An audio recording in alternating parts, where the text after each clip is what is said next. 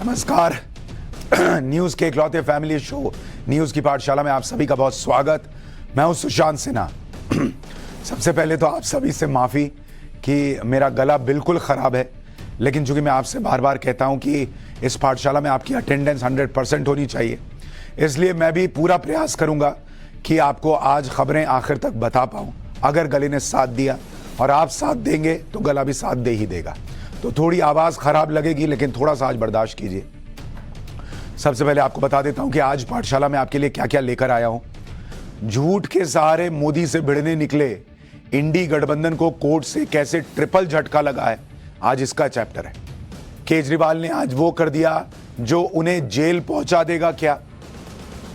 केजरीवाल का खास नेता कैसे झूठ फैलाते रंगे हाथों पकड़ा गया क्या, आज इसके बारे में भी बताऊंगा। अडानी मामले पर वो डिटेल आई है जो मोदी को सच्चा बता रही है, आज उसका चैप्टर भी है। फिर बात होगी कि बजरंग पुनिया, साक्षी मलिक के खिलाफ पहलवानों ने प्रदर्शन क्यों शुरू कर दिया।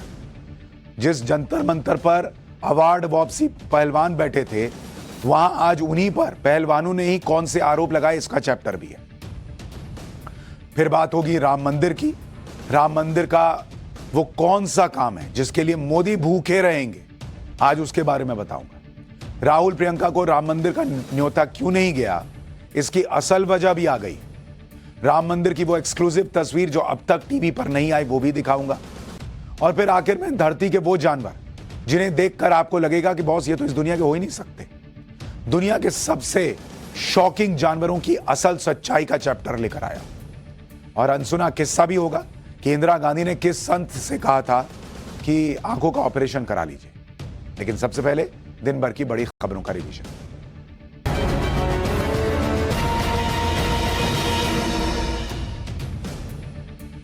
प्रधानमंत्री नरेंद्र मोदी बीजेपी आज महिला शक्ति सम्मेलन में भाग लेने के लिए केरल के त्रिशूर पहुंचे, जहां पीएम मोदी ने 2 किलोमीटर लंबा रोड शो किया। सड़क के किनारे बहुत भीड़ थी, जबरदस्त स्वागत हुआ पीएम का। और इस दौरान पीएम मोदी ने इंडी गठबंधन को निशाने पर लिया, कहा कि हमारी आस्था पर चोट करते हैं ये लोग। पीएम ने इंडी गठबंधन पर मंदिरों और त्योहारों को लूट का जरिया बनाने का आरोप भी लगाया। लोकसभा चुनाव से पहले मोदी सरकार CAA यानी नागरिकता संशोधन कानून को लागू कर सकती है। आपको याद होगा, अपने पाठशाला में आपको बताया था, और अब सूत्र बता रहे हैं कि इसे लेकर जल्द नोटिफिकेशन जारी हो सकता है। CAA के तहत पाकिस्तान, बांग्लादेश और अफगानिस्तान से जो भारत आए हुए प्रताड़ित हिंदू, सिख, बौद्ध, पारसी और ईसाई हैं, उनको भारत की नागरिकता दी जाएगी। ये नागरिकता 31 दिसंबर 2014 या उससे पहले भारत आए लोगों को मिलेगी। संसद ने 2019 में CAA को मंजूरी दी थी। राजस्थान के पूर्व सीएम अशोक गहलोत के बेटे वैभव से जुड़े ठिकानों पर आज ईडी ने छापेमारी की। प्रवर्तन निदेशालय का यह एक्शन विदेशी मुद्रा उल्लंघन मामले में जुड़ा हुआ है, विदेशी मुद्रा उल्लंघन मामले में। इससे पहले वैभव गहलोत को समन जारी कर ईडी उनसे पूछताछ कर चुकी है। वैभव 30 अक्टूबर और 16 नवंबर को ईडी के दफ्तर में पेश हुए थे। तो ये हो गया दिन भर का रिवीजन। अब पाठशाला की पहली क्लास, झूठ के सहारे मोदी से भिड़ने निकले इंडी गठबंधन को कैसे कोर्ट से एक नहीं, दो नहीं, ट्रिपल झटका लगा आज। केजरीवाल ने आज वो कर दिया क्या जो उन्हें जेल पहुंचा देगा। केजरीवाल का खास नेता कैसे झूठ फैलाते रंगे हाथों पकड़ा गया। और अडानी मामले पर वो डिटेल आई जो मोदी को सच्चा बता रही। सबसे पहले इसका चर्चा।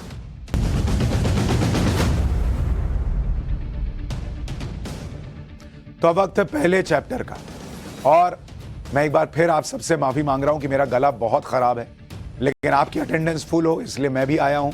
तो थोड़ा इस खराब गले को बर्दाश्त कीजिए और मेरा साथ दीजिए। साल बदल गया लेकिन विपक्ष का हाल नहीं बदला है, क्योंकि जिन मुद्दों को उठाकर विपक्ष मोदी सरकार को घेरने की प्लानिंग करता है, जोर शोर से हल्ला मचाता है, वो सारे मुद्दे एक एक करके फुस हो जाते, जैसे पहले भी हुआ। विपक्ष को उम्मीद रही होगी कि साल नया आया है तो उनका कोई तो तीर निशाने पे लगेगा ही, लेकिन नया साल आ गया, विपक्ष का हाल वही पुराना है। आज 2024 का तीसरा दिन है और तीसरे दिन विपक्ष को एक साथ 3 झटके लगे। पहले इन झटकों के बारे में सुनिए, फिर इनकी डिटेल बताऊं। पहला झटका तो यह लगा कि सुप्रीम कोर्ट से जो ये अडानी का मामला उठा रहे थे, उसमें सेबी की जांच प्रक्रिया को क्लीन चिट मिल गई। इस जांच प्रक्रिया पर विपक्ष सवाल उठा रहा था, कह रहा था बॉस SIT बनाइए, उससे जांच कराइए, सेबी पे तो भरोसा नहीं है। सुप्रीम कोर्ट ने कहा कि ना, सेबी करेगा। दूसरा झटका इनको यह लगा है कि अरविंद केजरीवाल के करीबी संजय सिंह पर फेक न्यूज मामले में कोर्ट से 1 लाख का जुर्माना लगा है संजय सिंह पर। यानी अरविंद केजरीवाल के करीबी फेक न्यूज फैला रहे थे, ये कोर्ट ने मान लिया है, जुर्माना ठोक दिया है। यह झूठ का फैलाए तो। तीसरा झटका, टीएमसी नेता महुआ मोइत्रा के संसद से निष्कासन के मामले में सुप्रीम कोर्ट से उन्हें कोई राहत नहीं मिली। यानी ये लोग जितना मुद्दा बना रहे थे वो सारा मुद्दा क्या है, लास्ट में इतना हंगामा कर लें, फलाना जो है मीडिया है ये दिखाता नहीं, बताता नहीं, मामला कोर्ट में जाता है, क्या होता है आप देख लीजिए। और इन सारे मुद्दों की डिटेल अभी आपको बताऊंगा। ये वो मुद्दे हैं जिन पर इंडी गठबंधन के नेता संसद से लेकर सोशल मीडिया तक क्या किया, हंगामा ही तो कर रहे थे। लेकिन अब ये सारे मुद्दे कानून की कसौटी पर कसे जा रहे हैं और सच्चाई धीरे धीरे सामने आ गई, जैसे पहले हुआ है। इन सब के बारे में आज आपको आगे डिटेल में बताऊंगा। लेकिन उससे पहले अरविंद केजरीवाल की बात करना जरूरी है, क्योंकि इंडी गठबंधन के बड़े नेता अरविंद केजरीवाल जी को आज ईडी के सामने पेश होना था। आपको याद है ना, वो नए साल के पहले ही तो आ गया था कि 3 को आइएगा भाई, सवाल पूछेंगे। तो ये चले गए थे विपश्यना करने। लेकिन हम पाठशाला में आपको केजरीवाल के बारे में लगातार बता रहे हैं। केजरीवाल ने ठीक वैसा ही किया जैसा हम आपको बोल रहे हैं। इस बार भी वो ईडी के सामने पेश नहीं हुआ। हमने आपको पहले ही कह दिया था कि नहीं जाएंगे, क्योंकि इनका एजेंडा यही है कि मुझे गिरफ्तार होता हुआ दिखना है, नहीं तो सेंटीमेंट कैसे मिलेगा।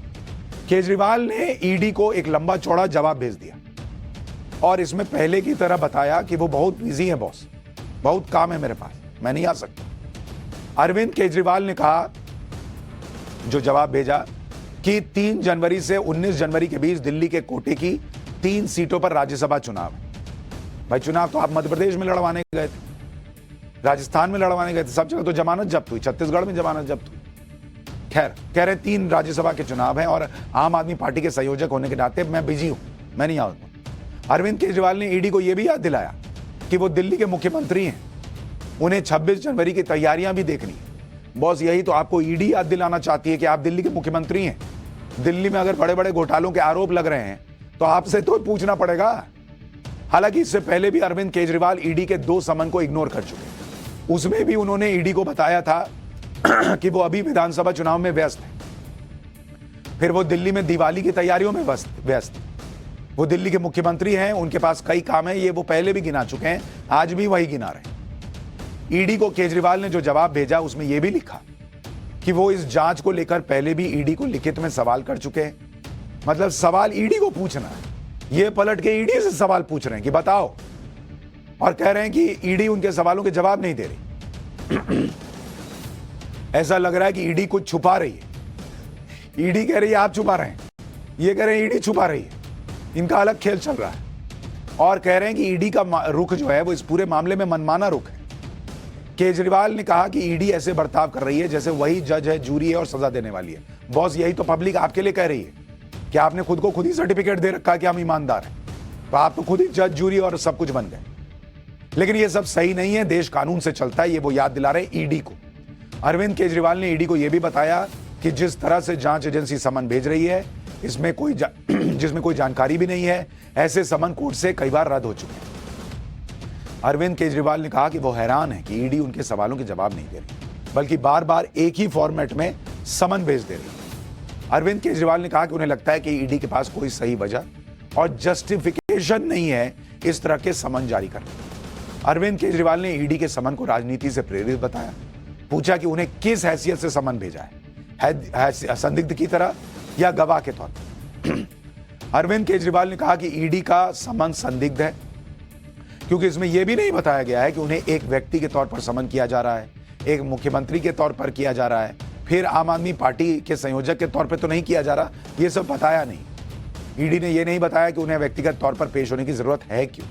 मतलब इनको पहले सेटिस्फाई कीजिए, इनको ठीक लगेगा तब ये जवाब देने आएंगे। समन के आखिर में अरविंद केजरीवाल ये भी कह दिए कि वो कानून को मानते हैं, किसी भी जांच में सहयोग करने को तैयार हैं, ऐसी जांच जो कानून के दायरे में हो। लेकिन उन्हें ईडी की जांच में गड़बड़ी और पक्षपात दिख रही, मतलब इनको दिख गई तो हो गए। इधर अरविंद केजरीवाल ईडी के समन का लोड नहीं ले रहे, उधर उनकी पार्टी को ईडी के समन में सियासी अपॉर्चुनिटी दिख रही। आम आदमी पार्टी अब नई थ्योरी ले आई कि ईडी तो केजरीवाल को दफ्तर बुलाकर गिरफ्तार करना चाहती है ताकि लोकसभा चुनाव में प्रचार न कर पाए। सुनिए एक बार। हमने बहुत स्पष्ट तौर पे कहा है कि ईडी का कोई भी सवाल है तो अरविंद केजरीवाल जी को एक क्वेश्चनेयर के तौर पे भेजा जाए। लेकिन ऐसा क्या सवाल है जो वो कागज में लिख के नहीं भेज सकते? ऐसा क्या सवाल है जिसके लिए उनको अरविंद केजरीवाल जी को समन ही करना है, उनको ईडी के ऑफिस ही बुलाना है?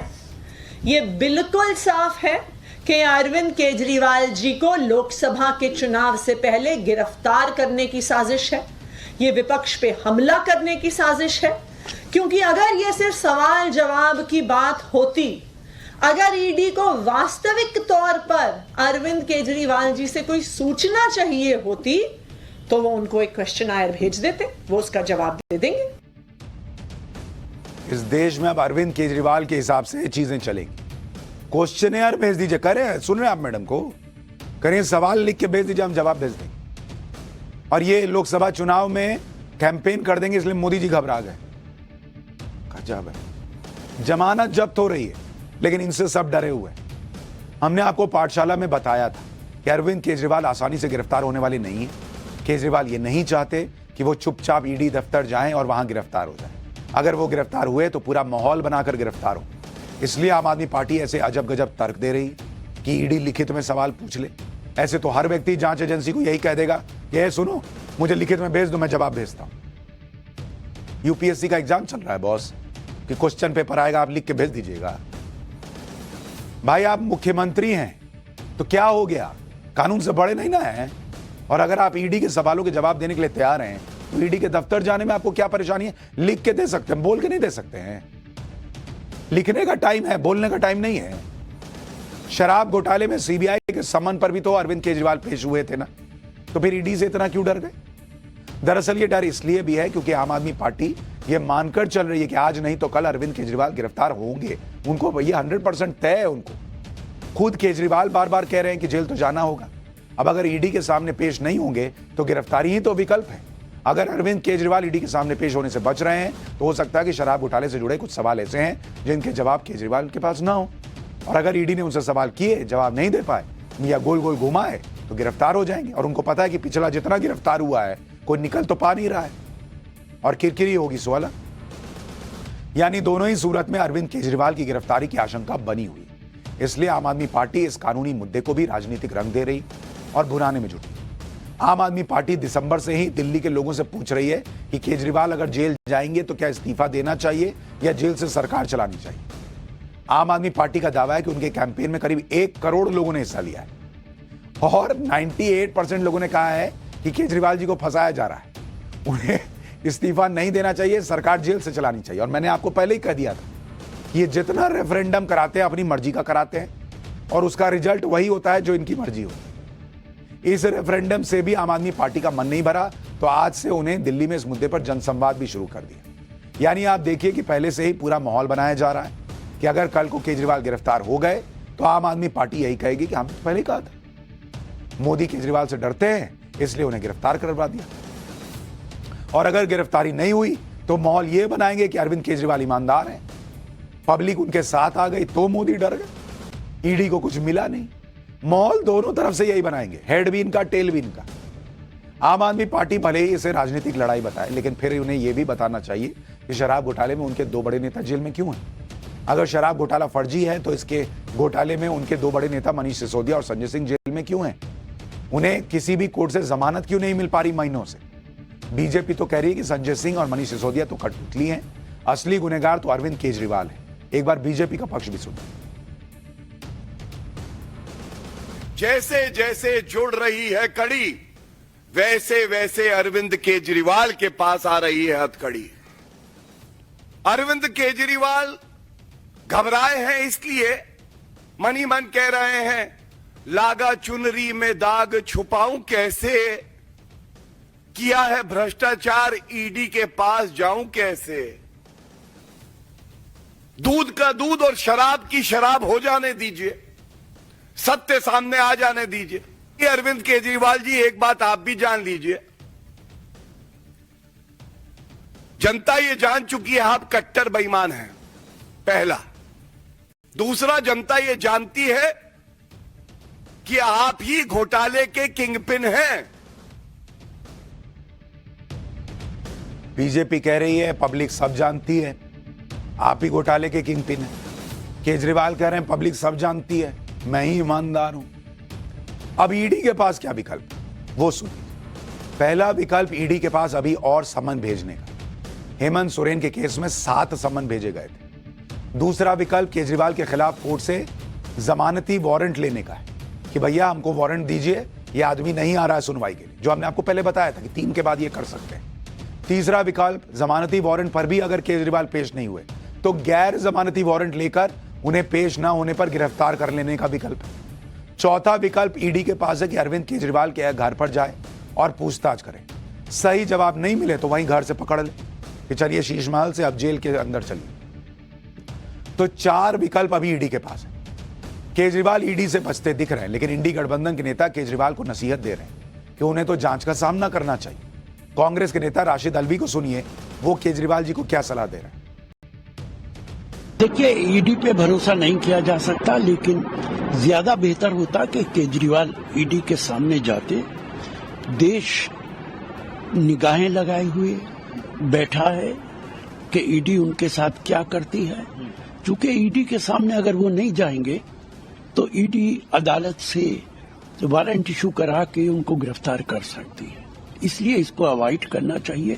उनके पास सबूत हैं कि सबूत नहीं है, वो एक अलहदा चीज है, लेकिन अगर वो चले जाते तो ज्यादा बेहतर होता।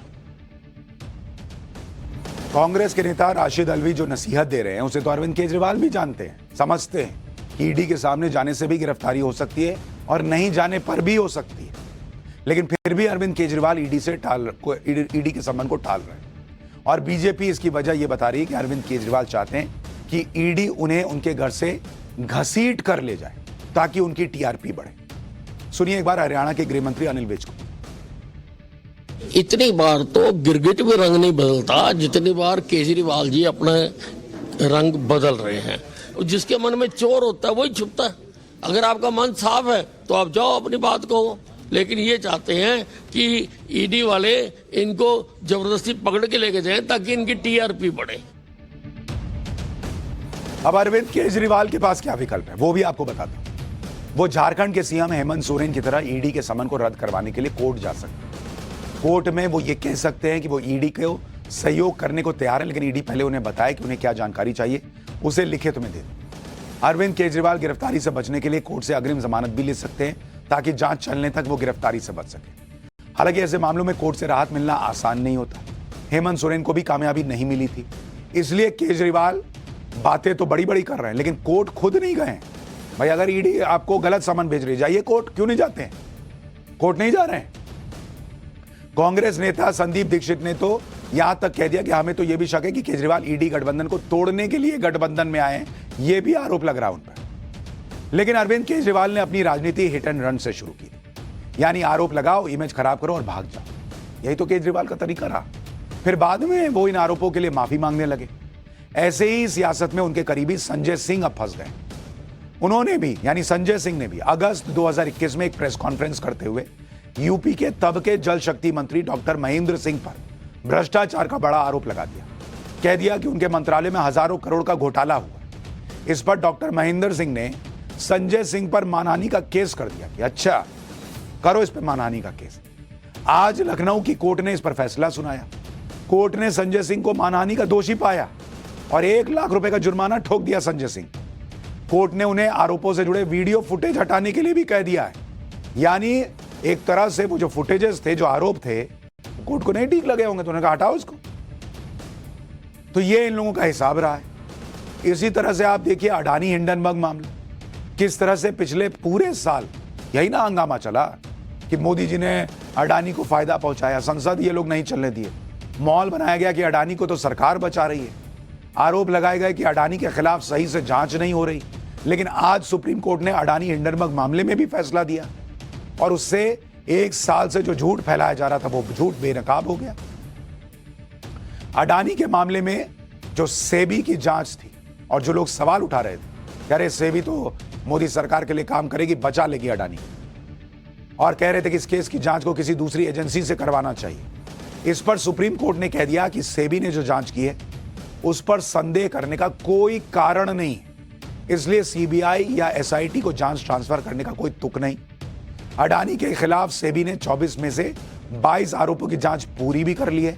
बाकी बचे 2 आरोपों में 3 महीने के अंदर जांच हो जाएगी। यानी जो लोग कह रहे थे कि सेबी के जरिए अडानी को बचाएंगे नरेंद्र मोदी, वो कोर्ट से बात खारिज हो गई। दूसरी बात, अडानी के मामले की जांच में जिस OCCRP की रिपोर्ट के हवाले से आरोप लगाया गया कि सेबी की जांच ठीक तरीके से नहीं हो रही, उस पर सुप्रीम कोर्ट ने सीधा कह दिया कि किसी थर्ड पार्टी की रिपोर्ट पर आंख मूंद कर भरोसा नहीं कर सकते।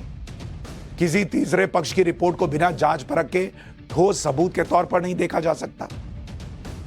प्रेस रिपोर्ट के आधार पर सेबी की जांच प्रक्रिया पर संदेह नहीं किया जा सकता। तीसरी बात, अडानी के मामले में सुप्रीम कोर्ट ने जांच के लिए जो एक्सपर्ट कमेटी बनाई है, उस एक्सपर्ट कमेटी के सदस्यों पर भी हितों के टकराव का आरोप लगाया गया था। सुप्रीम कोर्ट ने इस पर भी कह दिया कि एक्सपर्ट कमेटी के सदस्यों पर लगे आरोप प्रमाणहीन है, मतलब कोई उसका सबूत नहीं है, और इन आरोपों को भी खारिज किया जाता है। यानी कुल मिलाकर सुप्रीम कोर्ट ने अडानी मामले की सेबी ही जांच करे ये कह दिया, और उसको कोई गड़बड़ी नहीं दिख रही जांच, और जांच में उसने कोर्ट ने दखल देने से भी इनकार कर दिया, क्योंकि कोर्ट को इस मामले में जांच में कोई गड़बड़ी दिख ही नहीं रही जिससे कोर्ट को दखल देने की जरूरत नजर आए। लेकिन सुप्रीम कोर्ट के इस फैसले के बाद भी कांग्रेस के कुछ लोग कह रहे हैं कि उन्हें किसी भी सरकारी एजेंसी पर भरोसा नहीं, सुप्रीम कोर्ट जांच करे। सुनिए एक बार कांग्रेस के। देखिए, सुप्रीम कोर्ट से देश के लोगों को बहुत उम्मीद है, लेकिन सवाल यह है कि इंक्वायरी अगर सेबी करती है तो उस पर भरोसा नहीं किया जा सकता है। भारत सरकार की किसी भी एजेंसी पर भरोसा करना मुश्किल काम है। सुप्रीम कोर्ट के अपने सुपरविजन में अगर कोई इंक्वायरी होती है तो उसी में सच निकल सकता है, वरना सच नहीं निकल पाएगा। अडानी मामले में सेबी की जांच को लेकर सुप्रीम कोर्ट में प्रशांत भूषण जैसे वकीलों ने भी दलीलें दी। प्रशांत भूषण ने क्या कहा था आपको पता है? कि सुप्रीम कोर्ट को गौर करना होगा कि क्या सेबी की जांच विश्वसनीय है और क्या जांच का जिम्मा किसी स्वतंत्र संगठन या एसआईटी को सौंपा जाना चाहिए। इस पर सुप्रीम कोर्ट ने कहा था कि सेबी के काम पर संदेह करने वाला तथ्य हमारे सामने कहां है। भाई आपको ना है कि आप बिना सबूत के बोल दिए, ईवीएम पे भरोसा नहीं, कल को जब मन आता है कोर्ट पे भरोसा नहीं, जब मन आया सेबी पे भरोसा नहीं, जब मन आया इलेक्शन कमीशन पे भरोसा नहीं, जब मन आया कुछ पत्रकारों पे भरोसा नहीं। कोर्ट ऐसे थोड़ी चलता है बॉस। सुप्रीम कोर्ट ने एक एक्सपर्ट कमेटी के 2 सदस्यों पर हितों के टकराव का आरोप लगाने पर भी कड़ी टिप्पणी करते हुए कहा कि आपको काफी सतर्क होने की जरूरत है। आरोप लगाना बहुत आसान है, हमें निष्पक्षता के बुनियादी सिद्धांत का भी ध्यान रखना है। यानी सुप्रीम कोर्ट ने जो माहौल बनाया जा रहा था उस माहौल की पिन मारकर हवा निकाल दी। OCCRP और हिंडनबर्ग रिसर्च की रिपोर्ट में अडानी ग्रुप पर शेयरों की कीमत में छेड़छाड़ का आरोप लगाया गया। यह आरोप लगा था कि सेबी के फॉरेन पोर्टफोलियो इन्वेस्टर्स के नियमों में कमजोरी का फायदा उठाया गया, इसलिए मांग की गई थी कि सेबी इन नियमों को खत्म करे। लेकिन सुप्रीम कोर्ट ने कह दिया कि FPI से जुड़े नियमों को बदलने या खारिज करने के लिए सेबी को निर्देश देने के लिए कोर्ट को कोई आधार नहीं मिला। कोर्ट के पास सेबी के कार्य क्षेत्र में दखल देने के सीमित अधिकार हैं। जो लोग अपने एजेंडे की वजह से सेबी पर सवाल उठाते रहे, वो ये भूल जाते हैं कि ये वही सेबी है जिसने सहारा ग्रुप से निवेशकों को पैसा वापस दिलाया। साल 2008 में सेबी ने सहारा में हो रहे घपले की जांच शुरू की। 2018 में सेबी ने सहारा इंडिया कमर्शियल कॉर्पोरेशन को आदेश दिया कि 2 करोड़ निवेशकों को 15% ब्याज के साथ पैसा वापस करो। 31 मार्च 2023 तक सहारा ग्रुप से 25,163 करोड़ रुपए रिकवर किए जा चुके हैं। यही पैसा निवेशकों को धीरे धीरे वापस दिया जा रहा है। लेकिन जिन्हें माहौल बनाना है, एजेंडा चलाना है, वो हर चीज पे झूठ फैलाते हैं। सेबी पे फैलाओ, LIC पे फैलाओ, आप SBI पे फैला दो, जिसमें मन फैला दो। सुप्रीम कोर्ट ने सेबी की जांच को सही ठहराते हुए जो फैसला सुनाया, उसके बाद उद्योगपति गौतम अडानी ने सोशल मीडिया पर लिखा कि माननीय सुप्रीम कोर्ट का फैसला दिखाता है कि सच्चाई सामने आ ही जाती है। सच की जीत हुई। उन सभी का आभारी हूं जो हमारे साथ खड़े थे। भारत की तरक्की और विकास में हमारा योगदान जारी रहे। अडानी के विरोध में कांग्रेस का दोहरा रवैया भी आपको देखना चाहिए। एक तरफ राहुल गांधी अडानी अडानी कहते थकते नहीं, दूसरी तरफ कांग्रेस शासित तेलंगाना के मुख्यमंत्री अडानी ग्रुप का राज्य में स्वागत कर रहे हैं। पहले छत्तीसगढ़ राजस्थान वाले करते थे, सरकार चली गई, अब तेलंगाना में बनी तो वहां कर रहे हैं। आज ही गौतम अडानी के बेटे और अडानी पोर्ट और एसईजेड लिमिटेड के सीईओ करण अडानी ने तेलंगाना के मुख्यमंत्री रेवंत रेड्डी से मुलाकात की। इस दौरान सीएम रेवंत रेड्डी ने मुस्कुराते हुए करण अडानी का स्वागत किया। मुलाकात के बाद मुख्यमंत्री दफ्तर की तरफ से कहा गया कि अडानी ग्रुप तेलंगाना में डेटा सेंटर और एरोस्पेस पार्क सेटअप करने वाला है, यानी अडानी ग्रुप तेलंगाना में बड़ा निवेश करने वाला है। क्या राहुल गांधी अब भी अडानी का उसी तरह विरोध करते रहेंगे? भाई नया नया मुख्यमंत्री है, नई नई सत्ता आई है, बोलिए कि निकालो अडानी के बेटे को बाहर। कैसे घर में ले लिया? क्यों करण अडानी के साथ ये फोटो नजर आ रही है, बताइए।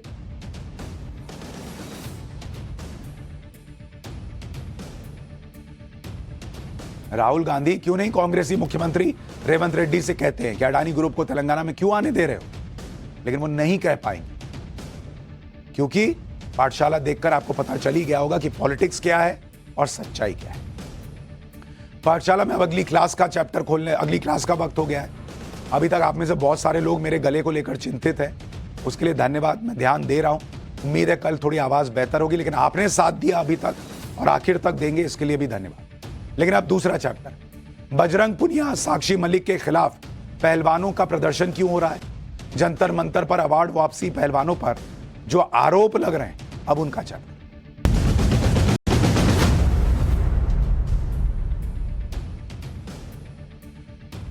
पहलवानों के मामले में एक नया दंगल शुरू हो गया। पहले आपने उन पहलवानों का धरना प्रदर्शन देखा जो बृजभूषण शरण सिंह का विरोध कर रहे थे। अब उन पहलवानों का विरोध करने जो बृजभूषण शरण सिंह का विरोध कर रहे थे, जिनसे प्रियंका वाड्रा वगैरह मिलने जाती थी, अब उन पहलवानों का विरोध हो रहा है और दूसरे पहलवान उन पहलवानों के विरोध में उतर गए। पहलवानों के खिलाफ ही क्यों पहलवान उतर गए, आज आपको इसके बारे में डिटेल में बताऊंगा। यह तस्वीर आज दिल्ली के जंतर मंतर की है, जहां सैकड़ों युवा जूनियर पहलवान इकट्ठा हुए और बजरंग पुनिया, साक्षी मलिक, विनेश फोगाट के खिलाफ जमकर नारेबाजी की। जूनियर पहलवानों के हाथ में पोस्टर और बैनर थे जिन पर लिखा था कि कर दिया देश की कुश्ती को बर्बाद, साक्षी, बजरंग और विनेश फोगाट। इसके अलावा एक पोस्टर पर कुश्ती की ग्लोबल संस्था यूनाइटेड वर्ल्ड रेसलिंग से अपील करते हुए लिखा गया था कि UWW हमारी कुश्ती को इन 3 खिलाड़ियों से बचाओ। मतलब जो खिलाड़ी कह रहे थे कि कुश्ती को बचाओ, अब उन खिलाड़ियों से कुश्ती को बचाने की बातें हो रही। ये जूनियर खिलाड़ी लगातार नारेबाजी कर रहे थे। अब ये सोचने वाली बात है कि जूनियर पहलवानों को इस तरह का प्रदर्शन करने की जरूरत पड़ी क्यों, वो आपको आगे बताऊंगा। पहले जंतर मंतर पर आज जो हुआ और ये पहलवान, ये युवा पहलवान क्यों साक्षी मलिक और बजरंग पुनिया, विनय, बाकियों का विरोध कर रहे हैं, एक बार वहां से एक रिपोर्ट देखिए, फिर आगे की बात बताता हूं। पीछे की तस्वीर को देखिए, यहाँ पर कई सारे पहलवान हैं जिनके हाथ में तख्तियां और जिस तख्तियों पे लिखा हुआ है कि कर दिया देश की कुश्ती को बर्बाद, साक्षी, बरन, विनेश फोगाट। देखिए इस तरह का इन्होंने विरोध करते हुए नजर आ रहे हैं साक्षी मलिक, बजरंग पुनिया और विनेश फोगाट। देखिए यहाँ पर इनका लगातार कहना है कि यहाँ पर फेडरेशन को निलंबित कर दिया गया इनकी वजह से। ये यही कह रहे हैं कि फेडरेशन जिस तरह से निलंबित हो गया, ये एक तरह से राजनीति की चीज है, क्योंकि उन्होंने विरोध जताया है बजरंग पुनिया, विनेश फोगाट और आपको साक्षी मलिक का। उनका साफ तौर पर कहना है कि इस तरह का इन्होंने अपनी पर्सनल राजनीति के लिए ये काम किया, लेकिन इसका निष्कर्ष है कि यहाँ पर हम लोग तमाम पहलवान हैं वो आगे नहीं बढ़ पा रहे हैं, उनकी जो ग्रोथ है, उनका करियर है वो रुक गया है। उनकी यही मांग है यहाँ पर कि कृपा इस फेडरेशन जो निलंबित मंत्रालय की तरफ से क्या है उसे जल्द से जल्द बहाल किया जाए। दरअसल पिछले लगभग 1 साल से भारतीय कुश्ती विवादों के बीच घिरी हुई। जंतर मंतर पर पिछले साल ओलंपिक मेडल विनर पहलवानों ने प्रोटेस्ट किया था। तब साक्षी मलिक, बजरंग पुनिया और विनेश फोगाट जैसे मेडलिस्ट पहलवानों ने प्रदर्शन किया और भारतीय कुश्ती संघ के तत्कालीन बृजभूषण शरण सिंह, जो अध्यक्ष थे तत्कालीन, उन पर यौन शोषण का आरोप लगाया था, जिसके बाद से ही देश में कुश्ती के आयोजन लगभग बंद से। और आज इसी मुद्दे पर जूनियर पहलवानों ने जंतर मंतर पर प्रदर्शन किया। जूनियर पहलवानों का कहना है कि देश के सीनियर पहलवानों ने अपने फायदे के लिए आंदोलन किया, लेकिन उसका नुकसान जूनियर पहलवानों को हो रहा है। ये वो आरोप लगा रहे हैं क्योंकि जब से ये विवाद शुरू हुआ तब से देश में कुश्ती के आयोजन ही ठप हो गए। कुश्ती खिलाड़ियों को लगा कि WFI चुनाव के बाद कुश्ती के नेशनल कैंप्स और दूसरी प्रतियोगिताएं फिर से शुरू होंगी। विवाद की वजह से 2023 में नेशनल कैंप और नेशनल चैंपियनशिप हो ही नहीं सकी भाई। नए संघ ने अंडर 15 और अंडर 20 की नेशनल चैंपियनशिप करवाने का ऐलान किया था, लेकिन उससे पहले ही सरकार ने नए संघ को भंग कर दिया। इससे बहुत पहलवान प्रभावित हुए, क्योंकि नौकरी के आवेदन के लिए नेशनल चैंपियनशिप में हिस्सा लेने और मेडल लाने के प्रमाण पत्र जरूरी होते हैं। इसी साल जुलाई में पेरिस में ओलंपिक खेल भी होने वाले हैं, जिसकी तैयारी और ट्रायल के लिए बहुत कम समय बचा है। पिछले 1 साल से विवाद की वजह से एक तरह से कुश्ती प्रतियोगिताएं रुक सी गई। जूनियर खिलाड़ियों को मौका नहीं मिल पा रहा। कोई भी पहलवान ना तो राजनीति चाहता है ना विवाद चाहता है, वो भाई कंपटीशन चाहता है, वो कंपटीशन लड़ने आया है, उसके पास लिमिटेड टाइम है और इसके लिए वो सालों साल मेहनत करता है, तैयारी करता है। तो उनको लग रहा है भाई इनके सीनियर खिलाड़ियों के चक्कर में हम बर्बाद हो रहे हैं। यही वजह है कि अब जूनियर खिलाड़ी प्रदर्शन करने को मजबूर हो गए। जूनियर पहलवानों का आरोप है कि साक्षी मलिक और बजरंग पुनिया जैसे सीनियर खिलाड़ियों ने अपने फायदे के लिए धरना दिया था। ये सभी बिना ट्रायल के सीधे ओलंपिक में खेलना चाहते हैं, जिससे जूनियर खिलाड़ियों का हक मारा जाए। एक बार जो प्रदर्शनकारी पहलवान है उनका पक्ष सुनिए। ये धरना पहले भी चला था, ये अपनी मनमानी करना चाह रहे, बस अपना अपना फायदा देख रहे, इनका और कोई वजह नहीं है, बस ये अपना फायदा चाह रहे। पहले भी ऐसा हो चुका है, एशियन गेम की ट्रायल बजरंग पुनिया ने नहीं दी थी, आगे भी यही चाह रहे 2024 को ओलंपिक में ट्रायल ना दे, डायरेक्ट जाए, सरकार पे दबाव बना रहे। 2024 में जो ओलंपिक हो गए, ये इसमें भी यही सोच रहे हैं कि बिना ट्रायल दे जाए। हम ये चाहते हैं कि जूनियर बच्चों को सबको मौका बराबर मिलना चाहिए। युवा पहलवान है, जो जूनियर पहलवान है, उन्हें पूरा मौका देना चाहिए और ट्रायल जो है यूनाइटेड वर्ल्ड फेडरेशन के हिसाब से ट्रायल होनी चाहिए। 1 साल से प्रैक्टिस कर रहा हूँ, सुबह से 5 बजे उठ के 10 बजे तक वहाँ मरते रहते हैं अखाड़े में, फिर उसके बाद शाम को फिर 3 बजे से उठ के 6 बजे आते हैं। ये लोग खाना पीना मतलब अच्छे से रेस्ट भी नहीं कर पाते हैं। अपने भविष्य के लिए अपने सब कुछ नींद भी हराम करके प्रैक्टिस करते रहते हैं अपना भविष्य बनाने के लिए, और ये लोग आसानी से यहाँ धरना वहाँ धरना ये करके वो करके सारा बर्बाद करके रखे। हमारे बच्चों का भविष्य एकदम खतरे में पड़ा हुआ है। मेरा मांग है ये जब दोनों लोग अपना इस्तीफा दे दिए हैं तो हमारा गेम शुरू करवाएं। 1 साल से गेम कोई भी गेम नहीं हुआ है, सारा कैंसिल होते हुए जा रहा है। जूनियर पहलवानों के मुताबिक सीनियर पहलवान बिना ट्रायल के ओलंपिक खेलना चाहते। उनकी वजह से कुश्ती एक तरह से ठप हो गई, जिससे युवा पहलवानों का करियर खतरे में आ गया। इस पर साक्षी मलिक का कहना है कि वो संन्यास ले चुकी हैं और नहीं चाहती कि उनकी वजह से जूनियर खिलाड़ियों का नुकसान हो। एक बार साक्षी मलिक को सुनिए। मैंने संन्यास ले लिया है और मैं ये चाहती हूँ कि जो मेरे बाद आने वाली जूनियर लड़कियां हैं, बच्चियां हैं, 62 किलो में जो हैं, वो मेरा सपना पूरा करें। मैंने ब्रॉन्ज जीता है, मैं चाहती हूँ कि पेरिस ओलंपिक में 62 किलो में जो भी नई लड़कियां हैं वो गोल्ड या सिल्वर जीते देश के लिए। और हेड ऑफ कमेटी ने सीनियर नेशनल अनाउंस किया है और मैं चाहती हूँ कि अंडर 15, 17, अंडर 20 का भी नेशनल वो जल्द से जल्द अनाउंस करें, क्योंकि मैं नहीं चाहती कि हमारी वजह से किसी भी बच्चे बच्चियों का जो है रेसलिंग में नुकसान हो। और हमें जो है नई फेडरेशन से कोई दिक्कत नहीं थी, सिर्फ हमें एक आदमी से दिक्कत थी, संजय सिंह से। और अगर नई फेडरेशन दोबारा आती है तो उससे कोई प्रॉब्लम नहीं है, ना ही हमें एड हॉक कमेटी से भी कोई दिक्कत है। अब साक्षी मलिक और बजरंग पुनिया जैसे सीनियर पहलवान भले ही कुछ कहें, लेकिन सच्चाई ये है कि कुश्ती को लेकर इस विवाद ने दूसरे पहलवानों और जूनियर पहलवानों की उम्मीदों पर ग्रहण लगा दिया। 1 साल से विवाद होते देख इन पहलवानों का सब्र टूट गया, जो आज जंतर मंतर पर नजर आए। और उन्हें अब लग रहा है कि भाई उन पहलवानों के भविष्य का तो भगवान ही, राम ही मालिक है। देखिए आगे क्या होगा। लेकिन अब जब प्रभु श्री राम की बात हो रही है तो पाठशाला में अब राम मंदिर का चैप्टर खोलने जा रहा हूं। राम मंदिर का वो कौन सा काम है जिसके लिए मोदी भूखे रहेंगे? राहुल और प्रियंका को राम मंदिर का न्योता क्यों नहीं आया? इसकी असल वजह आइए आज आपको बताऊंगा। राम मंदिर की वो एक्सक्लूसिव तस्वीर भी दिखाऊंगा जो अब तक टीवी पर नहीं आई।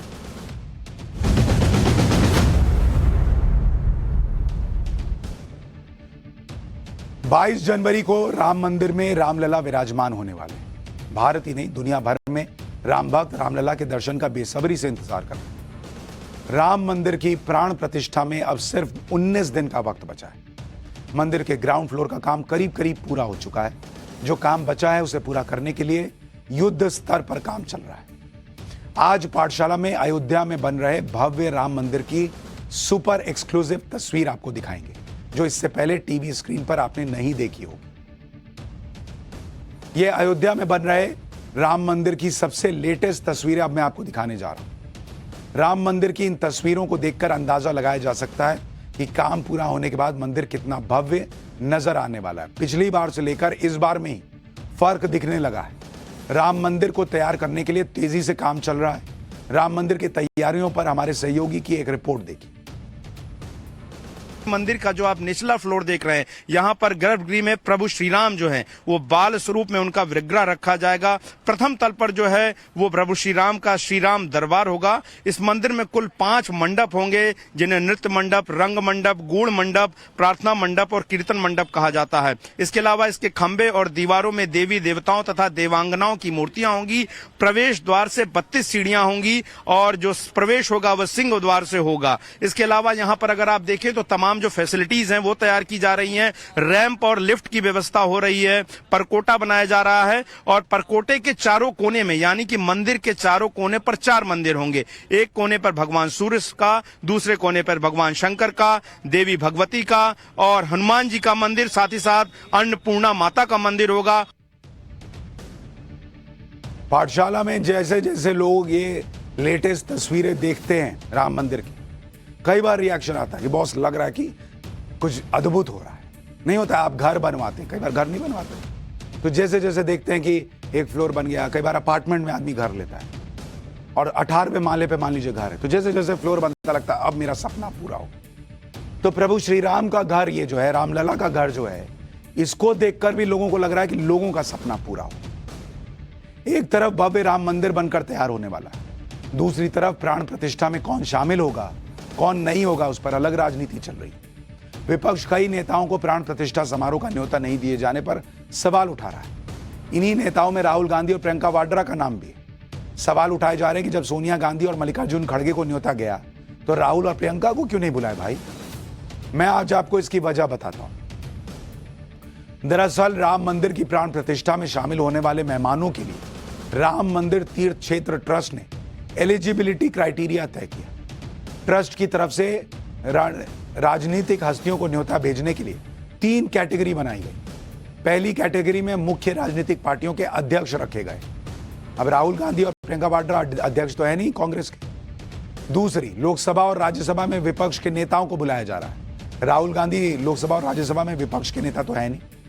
तीसरा क्राइटेरिया है जिन नेताओं ने 1984 से 92 के बीच राम मंदिर आंदोलन में हिस्सा लिया। ये कौन सा आंदोलन में हिस्सा लिया। इसके अलावा प्राण प्रतिष्ठा समारोह में साधु संतों, कारोबारियों, कलाकारों और खिलाड़ियों को भी न्योता भेजा जा रहा है। इनमें से भी ये नहीं है। राहुल गांधी और सोनिया गांधी न्योता के लिए तय किए गए एलिजिबिलिटी क्राइटेरिया में राहुल गांधी और प्रियंका वाड्रा ये दोनों नहीं आते। सोनिया गांधी आती हैं भाई क्योंकि वो कांग्रेस पार्लियामेंट्री कमेटी के अध्यक्ष हैं।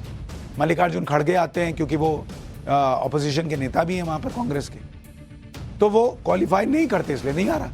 प्रियंका वाड्रा तो सिर्फ कांग्रेस की महासचिव है, राहुल गांधी केरल से सांसद है, तो उनको क्यों नहीं होता जाएगा। आपको लगता है आप बहुत बड़े हैं कांग्रेस में, लेकिन आप क्राइटेरिया फुलफिल नहीं करते तो साइड रहना पड़ेगा। अब ये भी जान लीजिए कि तय क्राइटेरिया के तहत कांग्रेस के किन नेताओं को प्राण प्रतिष्ठा का न्योता भेजा गया है।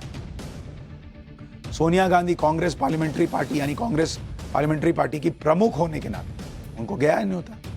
सूत्रों के मुताबिक राम मंदिर निर्माण समिति के चेयरमैन नृपेंद्र मिश्रा ने खुद सोनिया गांधी को न्योता दिया। वहीं मल्लिकार्जुन खड़गे को कांग्रेस अध्यक्ष होने के नाते न्योता मिला है। खड़गे राज्यसभा में विपक्ष के नेता भी हैं।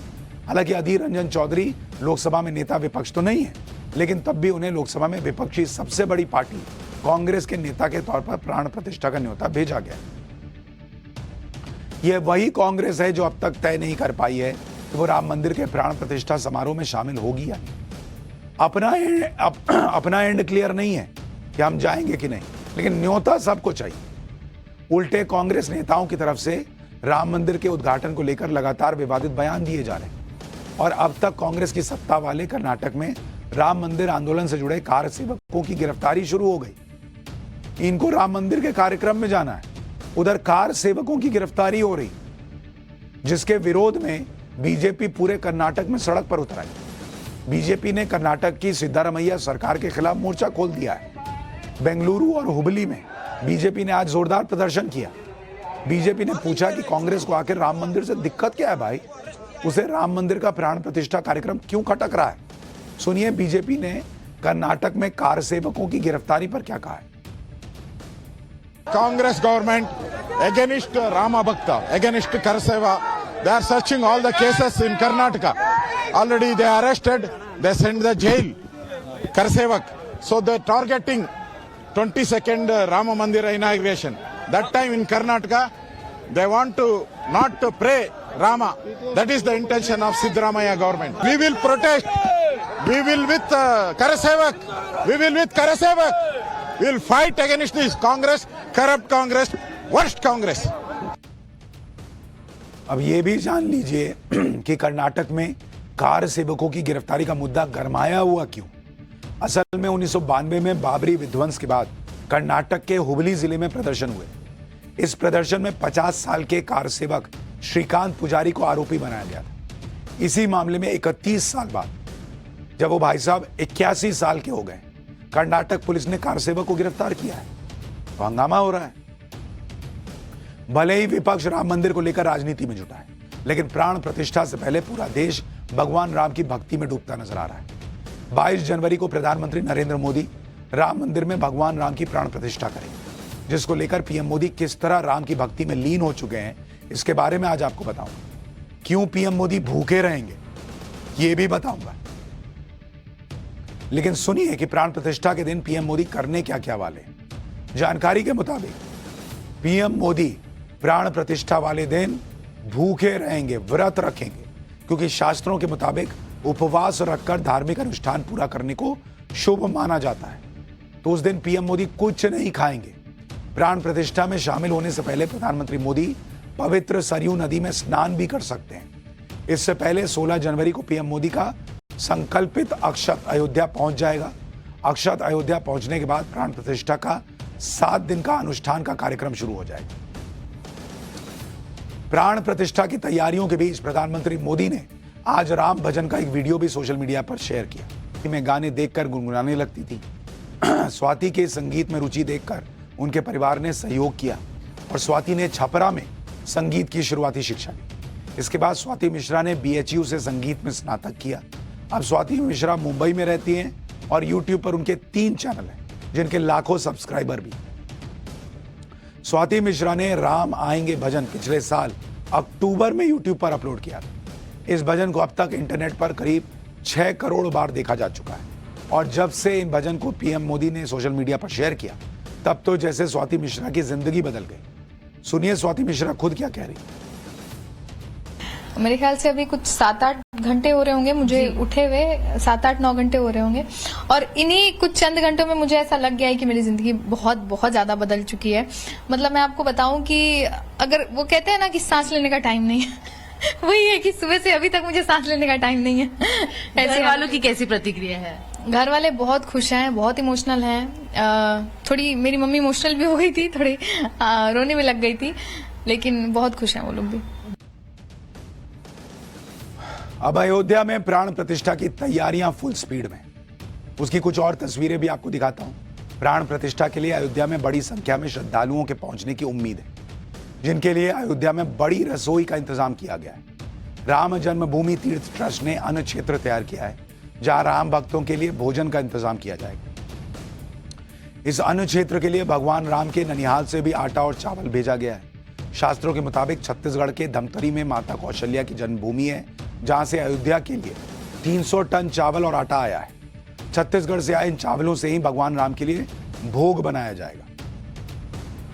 नेपाल के जनकपुर में भगवान राम के ससुराल में भी राम मंदिर को लेकर जबरदस्त उत्साह है। करीब 500 वर्षों बाद भगवान राम अपने घर में विराजमान होने वाले हैं, जिसको लेकर जनकपुर के राम जानकी मंदिर में उत्सव मनाया जा रहा है। जनकपुर से भगवान राम के गृह प्रवेश के लिए पकवान, फल, कपड़े और आभूषण भेजे जा रहे हैं। देखिए कैसे सब आ रहा है, नेपाल से आ रहा है बॉस।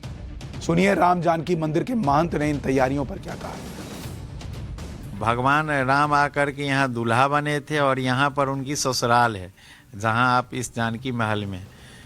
तो हम लोग मायके से वहाँ पर घर बना है राम का, और जो राम का घर विवास्पद थे 500 बरस से, हमारे किशोरी जी उस टेंट में रह रही थी। तो इतनी उत्साह भरा पड़ा है जो हम लोग खूब यहाँ से विभिन्न किस्म के मिथिला व्यंजन पकवान आदि इत्यादि आभूषणों से सजा करके बाहर ले जा रहा हूँ। यानी जैसा मैंने आपको पहले बताया, हर आदमी इस वक्त लगा हुआ है रामलला के इस मंदिर में पहुंचने और उनके स्वागत। अयोध्या में राम मंदिर के दर्शन के लिए पहुंचने वाले श्रद्धालुओं की सुविधाओं और सेहत का भी पूरा ख्याल रखा जा रहा है। अयोध्या पहुंचने वाले श्रद्धालुओं के लिए eco friendly golf cart service शुरू कर दी गई। इनके जरिए बुजुर्गों और दिव्यांगों को मुफ्त में राम मंदिर तक पहुंचाया जाएगा। राम मंदिर परिसर को प्रदूषण से मुक्त रखने के लिए इको फ्रेंडली गोल्फ कार्ट की शुरुआत की गई, जो बैटरी से चलती है। राम मंदिर की प्राण प्रतिष्ठा की तैयारियां सिर्फ अयोध्या में ही नहीं चल रही, पूरे देश में इसको लेकर गजब का उत्साह बन चुका है। तस्वीरें मुंबई के घाटकोपर इलाके की हैं, जहां अयोध्या के पहुंचे अक्षत को घर घर पहुंचाया जा रहा है। लोगों से अपने इलाके में ही रहकर राम मंदिर की प्राण प्रतिष्ठा के कार्यक्रम में शामिल होने के लिए कहा जा रहा है। राम के जयकारों के साथ मुंबई में अक्षत यात्रा की शुरुआत हो गई।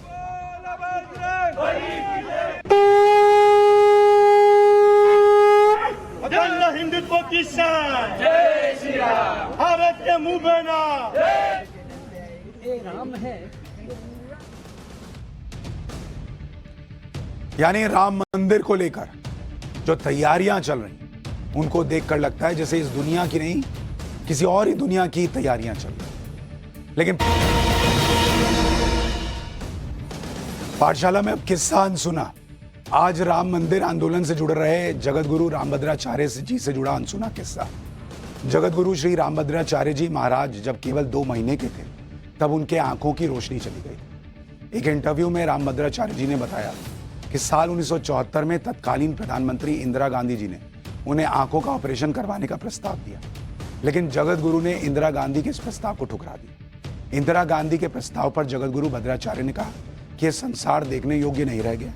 अगर देखने योग्य कोई है तो वो नीलकमल श्याम भगवान राम ही देखने लायक। और अब जब राम मंदिर का उद्घाटन होने जा रहा है, तो रामभद्राचार्य ने कहा है कि वो इस पल का इंतजार उनके लिए उसी तरह है जैसे एक माली को अपने लगाए पेड़ में फूल और फल लगते देखने का होता है।